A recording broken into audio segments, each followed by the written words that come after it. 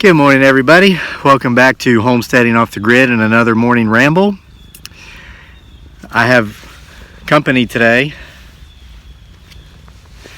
Miss Cleopatra has followed me up here and she doesn't want to seem to leave, so looks like I've got a co-host today. So, guys, as of this recording, it is November 1, 2018. I don't know what day and year it is when you might actually be watching this, but what I'm going to talk to you about today is just as important on January 1, March 27, July 19 as it is today, November 1, 2018. Because basically, what I'm going to talk to you about is how we really should focus on not what went wrong, but on what went right. I'm thinking about this because we are into November now as of this recording, which means this year's almost over.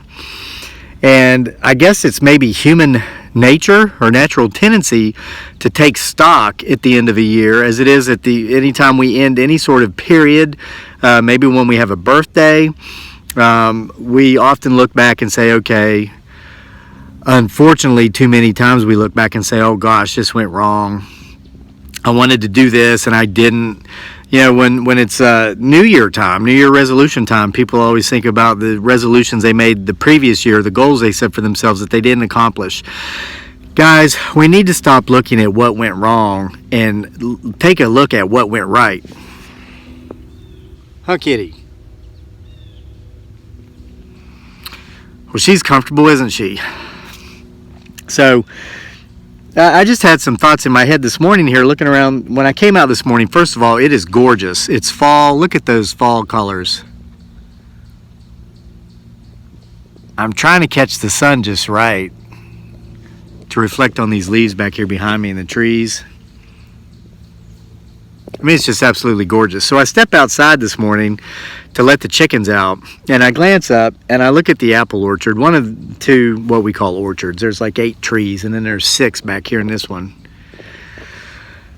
And you know, it was my human nature, my pessimistic attitude to look up there and not see the beautiful 8 trees that we planted up there, but to remember how in the spring we'd planted 12 cuttings. We were trying to plant trees from cuttings that we hoped would grow, and then we had the rainiest year on record since the settlement of Jamestown in Virginia, at least according to me.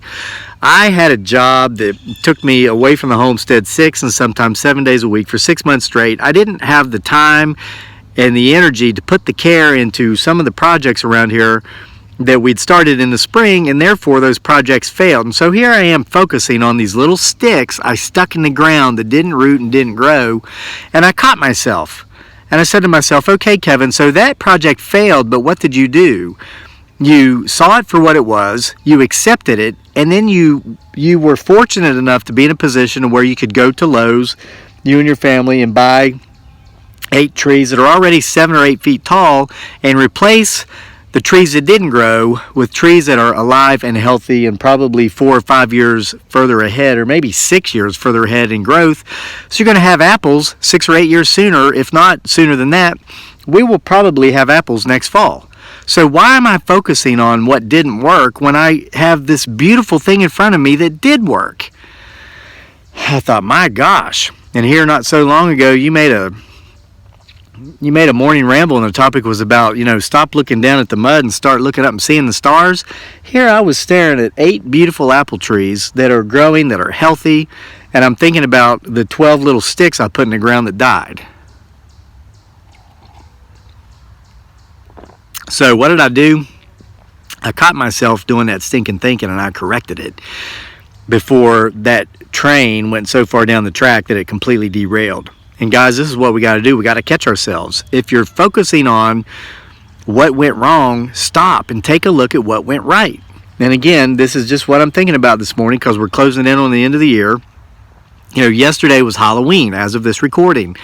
And we uploaded a video last night of just some little snippets of my family, my beautiful bride Dearly and our son Daniel, down on the lawn behind the rotunda on the campus of the University of Virginia in Charlottesville, trick-or-treating. That was our 3rd year in a row to do that, and as the 2 years before it, We had a blast. There were thousands and thousands of people, as you could see from that video. And I want to point out something here. You know, you hear the word Charlottesville, and as of this recording, it happens to be election season, and we don't do politics on this channel. We don't do religion. We want everybody here who wants to be here with us. We don't care about your political views, your religious views. We have our own, and we don't care if yours are different than ours. We like to focus on commonalities, because we are trying to, spread the good news, the positivity. And if we took a look at what happened last night at trick-or-treat time on the lawn in UVA, that's what Charlottesville is about. You got to see what it looks like on Halloween night, but it's like that anytime there's a big gathering, unless, what am I trying to say here? Well, I guess what I'm trying to say is, it is election season, right? Here in just a few days, from this actual recording, there's a big election. Well, where were the mainstream media outlets last night at trick-or-treat time at Halloween time in Charlottesville, Virginia? There at the University of Virginia. Why? There were thousands of people out and about. Thousands. You saw it in the video. There goes Cleopatra. She must have seen movement over there in the fields. She's a heck of a mouser. But you know, here was a prime opportunity for the mainstream media to come out and show you what Charlottesville's like when you get thousands of people together. Well, they weren't there because you would have gotten an accurate picture of what Charlottesville's really like when you get thousands of people together. I didn't hear one curse word last night. I didn't see a single person that was falling down drunk. We didn't see any riots. There were no protests. There were no fights. There were no arguments. We had thousands of people together, people of all different ethnicities, racial makeup, different cultural backgrounds. I mean, my wife's from the Philippines. She's Asian. My son's biracial. I'm a white male. We were all there having fun together, having a blast, and nothing went wrong as far as I could see. Where was the mainstream media? Nowhere.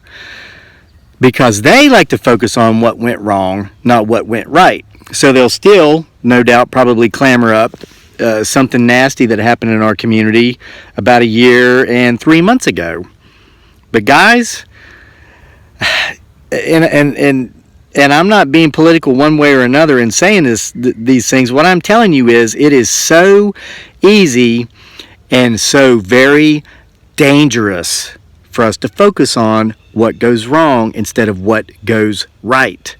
And this last night in Charlottesville is a prime example of that. Now, when we focus on what goes right, what happens? What changes? Especially if we've been for far too long in the mindset of focusing on what goes wrong. Well, when we focus on what goes right, we see the beauty in it.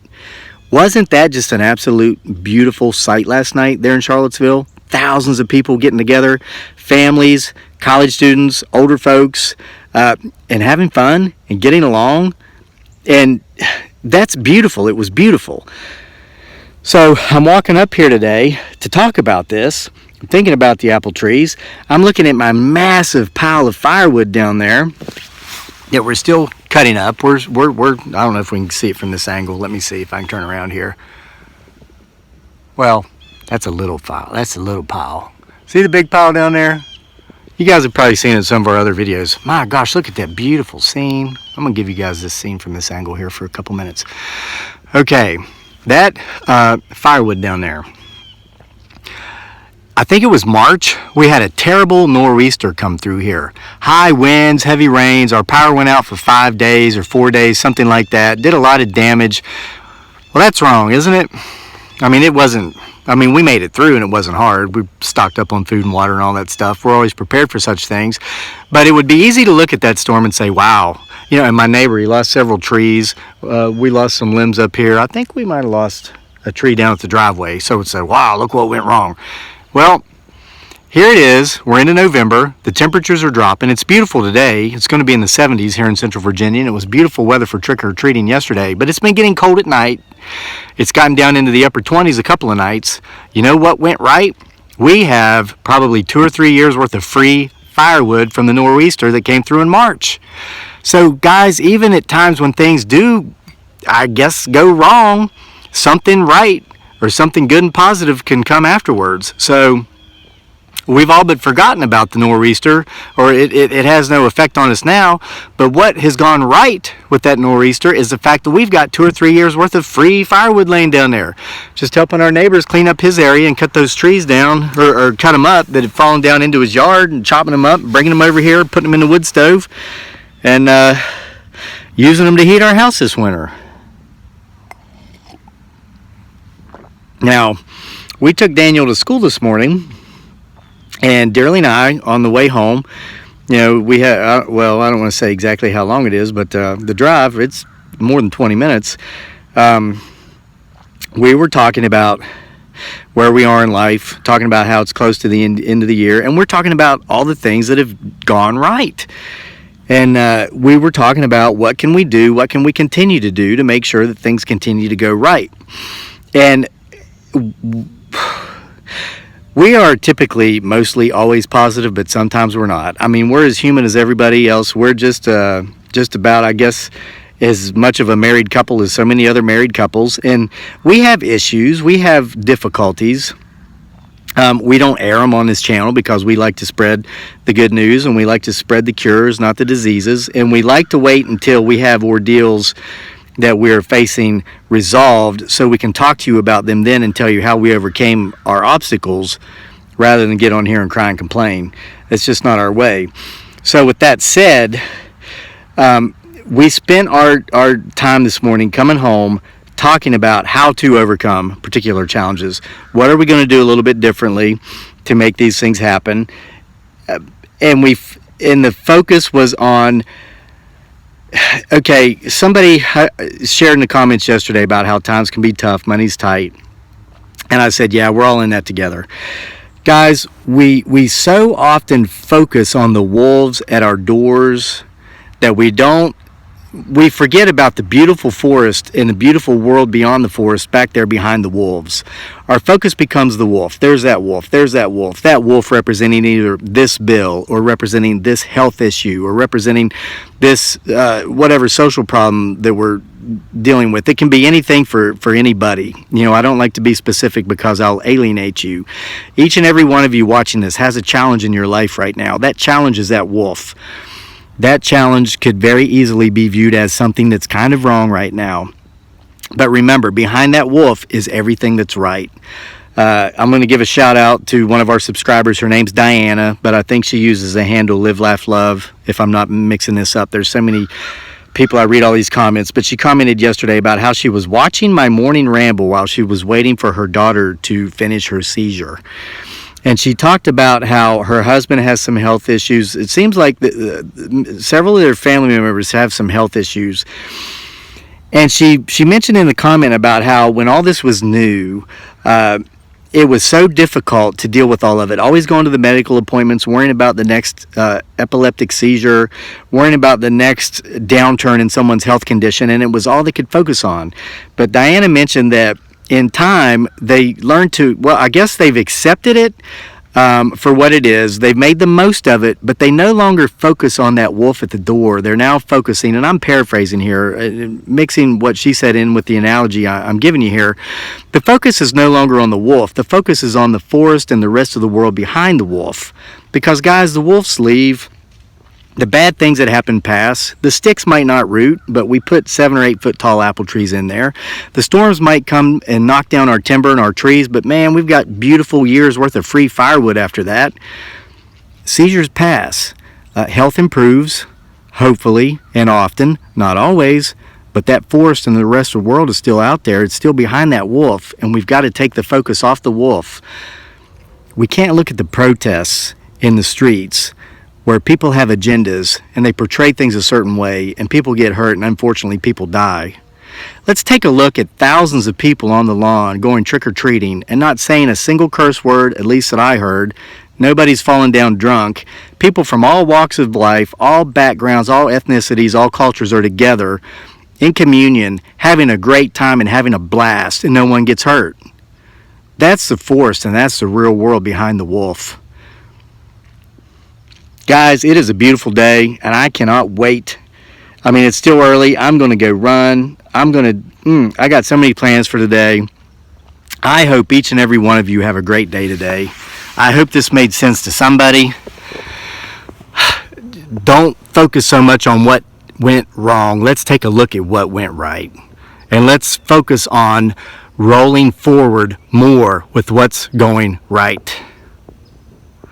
You guys have a wonderful, wonderful day, and thanks for being here with us for another morning ramble at Homesteading Off the Grid. We'll see you for more next time.